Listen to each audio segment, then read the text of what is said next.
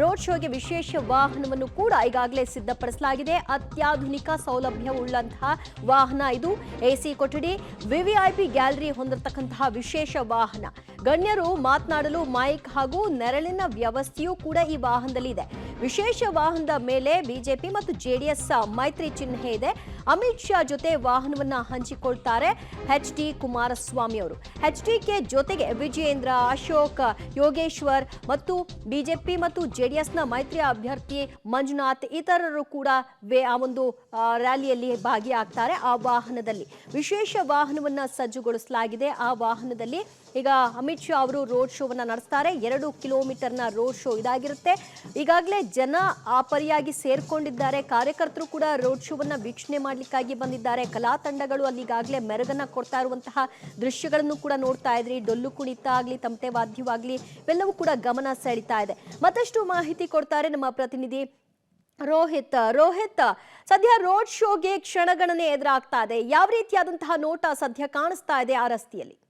ದಿವ್ಯಾ, ಕೆಲವೇ ಹೊತ್ತಿನಲ್ಲಿ ಚನ್ನಪಟ್ಟಣದಲ್ಲಿ ನಡೆಯುವಂತಹ ರೋಡ್ ಶೋಗೆ ಅಮಿತ್ ಶಾ ಅವರು ಆಗಮಿಸುತ್ತಿದ್ದಾರೆ. ಈ ನಿಟ್ಟಿನಲ್ಲಿ ಎಲ್ಲ ರೀತಿಯಾದ ಸಿದ್ಧತೆಗಳನ್ನ ಮಾಡಬಹುದು. ದೃಶ್ಯದಲ್ಲಿ ಕಾಣ್ತಾ ಇದ್ದೀವಿ, ಈಗಾಗಲೇ ಜನರು ಕೂಡ ಸಾಕಷ್ಟು ಪ್ರಮಾಣದಲ್ಲಿ ಇಲ್ಲಿ ಸೇರಿರುವಂಥದ್ದು. ಬಿಜೆಪಿ ಜೆಡಿಎಸ್ ಕಾರ್ಯಕರ್ತರಲ್ಲದೆ ಕೂಡ ಸಾಮಾನ್ಯ ಜನರು ಸಹ ಅಮಿತ್ ಶಾ ಅವರ ಈ ಒಂದು ರೋಡ್ ಶೋವನ್ನು ನೋಡೋದಿಟ್ಟಲ್ಲಿ ಬಂದಿದ್ದಾರೆ. ದೃಶ್ಯದಲ್ಲಿ ಗಮನಿಸ್ತಾ ಇದ್ದೀವಿ. ಇನ್ನೇನು ಕೆಲವೇ ಹೊತ್ತಿನಲ್ಲಿ ಈಗಾಗಲೇ ಹೆಲಿಪ್ಯಾಡ್ಗೆ ಅಮಿತ್ ಶಾ ಅವರು ಬಂದಿರುವಂಥದ್ದು. ಇನ್ನೇನು ಕೆಲವು ನಿಮಿಷಗಳಲ್ಲಿ ಈ ಒಂದು ರೋಡ್ ಶೋ ಅಲ್ಲಿ ಭಾಗಿಯಾಗ್ತಾರೆ. ದೃಶ್ಯದಲ್ಲಿ ಗಮನಿಸ್ತಾ ಇದ್ದೀವಿ, ಎದುರುಗಡೆ ಕಾಣ್ತಾ ಇರುವಂತಹ ವಾಹನದ ಮೂಲಕವಾಗಿ ರೋಡ್ ಶೋವನ್ನು ಅಮಿತ್ ಶಾ ಅವರು ಮಾಡ್ತಾರೆ. ಅಮಿತ್ ಶಾ ಅವರಿಗೆ ಅಭ್ಯರ್ಥಿಯಾದಂತಹ ಡಾಕ್ಟರ್ ಮಂಜುನಾಥ್, ಮಾಜಿ ಸಿಎಂ ಆದಂತಹ ಎಚ್.ಡಿ. ಕುಮಾರಸ್ವಾಮಿ ಮತ್ತೆ ಬಿಜೆಪಿ ರಾಜ್ಯಾಧ್ಯಕ್ಷರಾದಂತಹ ವಿಜಯೇಂದ್ರ ಸಹ ಸಾಥ್ ನೀಡಲಿದ್ದಾರೆ. ರಸ್ತೆ ಉದ್ದಕ್ಕೂ ಕೂಡ ಅಪಾರ ಪ್ರಮಾಣದ ಜನರು ಇದೀಗ ಸೇರ್ತಾ ಇರುವಂಥದ್ದು. ಯಾಕಂದ್ರೆ ದಿನನಿತ್ಯ ಹಳ್ಳಿಗಾಡಿನ ಪ್ರದೇಶದಿಂದ ಒಂದಷ್ಟು ಜನರು ಕೂಡ ಬಂದಿದ್ದಾರೆ. ಹಾಲು ಕರೆದು ಆ ಕೆಲಸಗಳೆಲ್ಲ ಮುಗಿಸಿ ಬರುವಂಥದ್ದು ತಡವಾಗಿರುವ ಕಾರಣವಾಗಿ ಒಂದಷ್ಟು ಕೆಲಕಾಲ ತಡ ಆಗಿರುವಂಥದ್ದು. ಅಲ್ಲದೆ ಕೂಡ ಸಾಕಷ್ಟು ಜನರು ಇಲ್ಲಿ ಬಂದಿರುವಂಥ ದೃಶ್ಯಾವಳಿಗಳನ್ನ ಗಮನಿಸ್ತಾ ಇದ್ದೀವಿ. ಆ ಒಂದು ತೆರೆದ ವಾಹನದಲ್ಲಿ ಅಮಿತ್ ಶಾ ಅವರು ಒಂದು ರೋಡ್ ಶೋ ಅನ್ನ ಮಾಡುವ ಮೂಲಕವಾಗಿ ಜನರನ್ನ ಗಮನ ಸೆಳೀತಾರೆ. ಜೊತೆಗೆ ಮಂಜುನಾಥ್ ಅವರ ಪರವಾಗಿ ಮತವನ್ನ ಕೇಳುವಂಥದ್ದು. ಇದಲ್ಲದೆ ಡಿ.ಕೆ. ಬ್ರದರ್ಸ್ ವಿರುದ್ಧವಾಗಿ ಕೂಡ ವಾಗ್ದಾಳಿಯನ್ನ ಮಾಡಲಿದ್ದಾರೆ ಅಮಿತ್ ಶಾ ಅವರು.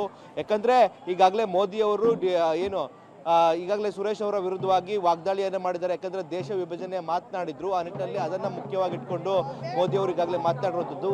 ಅದೇ ಮಾತುಗಳನ್ನ ಇವಾಗ ಅಮಿತ್ ಶಾ ಅವರು ಕೂಡ ಮಾತನಾಡುವಂಥ ಸಾಧ್ಯತೆ ಕೂಡ ಇರುವಂಥದ್ದು. ಈಗಾಗಲೇ ಎಲ್ಲಾ ವ್ಯವಸ್ಥೆಗಳು ಇದೀಗ ಚನ್ನಪಟ್ಟಣದಲ್ಲಿ ಆಗಿದೆ. ಕೆಲವೇ ಹೊತ್ತಿನಲ್ಲಿ ಈ ಒಂದು ಮೆರವಣಿಗೆ ಆರಂಭ ಆಗುತ್ತೆ. ದಿವ್ಯಾ, ರೈಟ್, ಕಾರ್ಯಕರ್ತರಲ್ಲಿ ಅಲ್ಲಿ ಹುರುಪು ಮನೆ ಮಾಡಿದೆ. ಸೊ ಮಾತನಾಡಿಸಬಹುದಾ ಕಾರ್ಯಕರ್ತರು ಏನು ಹೇಳ್ತಾರೆ ಈ ಸಂದರ್ಭದಲ್ಲಿ? ಅವರ ಖುಷಿ ಯಾವ ರೀತಿ? ಅಂದ್ರೆ ಈಗಾಗಲೇ ಪ್ರಚಾರ ಕಾರ್ಯ ಆರಂಭವಾಗಿದೆ. ಈಗ ಅಮಿತ್ ಶಾ ಅವರ ಬಂದ ನಂತರದಲ್ಲಿ ಏನು ನಿರೀಕ್ಷೆ ಮಾಡ್ತಿದ್ದಾರೆ?